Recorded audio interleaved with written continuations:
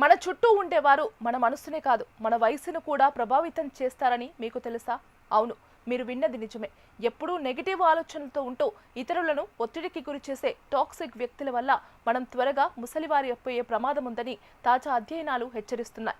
సాధారణంగా మనం వయసు పెరగడాన్ని కేవలం కాలంతోనే లెక్కిస్తాం, కానీ మన శరీర కణాలు ఎంత వేగంగా క్షీణిస్తున్నాయి అనేదే అసలైన వృద్ధాప్యం.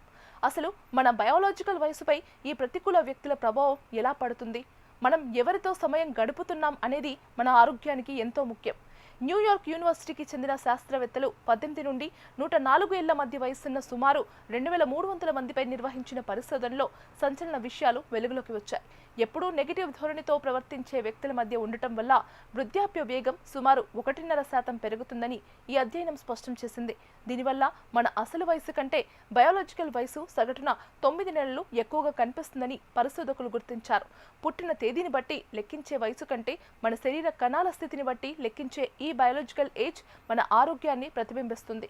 ముఖ్యంగా స్నేహితులు లేదా కుటుంబ సభ్యులతో ఉండే నెగిటివ్ సంబంధాలు మన శరీరంపై తీవ్ర ప్రభావం చూపుతాయి. టాక్సిక్ వ్యక్తులు మన జీవితంలో నిరంతర ఒత్తిడికి కారణమవుతారు. ఈ దీర్ఘకాలిక ఒత్తిడి వల్ల శరీరంలో కార్టిజోల్ వంటి హార్మోన్లు పెరిగి ఇన్ఫ్లమేషన్ కు దారితీస్తుంది.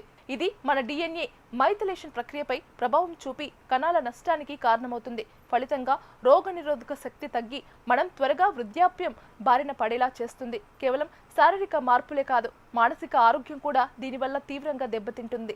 నిరంతర ఆందోళన, నిద్రలేమి, రక్తపోటు వంటి సమస్యలు కూడా ఈ ప్రతికూల వాతావరణం వల్ల చుట్టుముట్టే అవకాశం ఉంది. అందుకే ఆరోగ్యంగా నిత్య యవ్వనంగా ఉండాలంటే సానుకూల దృక్పథం ఉన్న వ్యక్తులతో స్నేహం చేయడం చాలా అవసరమని నిపుణులు సూచిస్తున్నారు. మనల్ని మానసికంగా కుంగదీసే వ్యక్తులకు వీలైనంత దూరంగా ఉండటం, అవసరమైన చోట భావోద్వేగ హద్దులు పెట్టుకోవడం మేలని చెబుతున్నారు.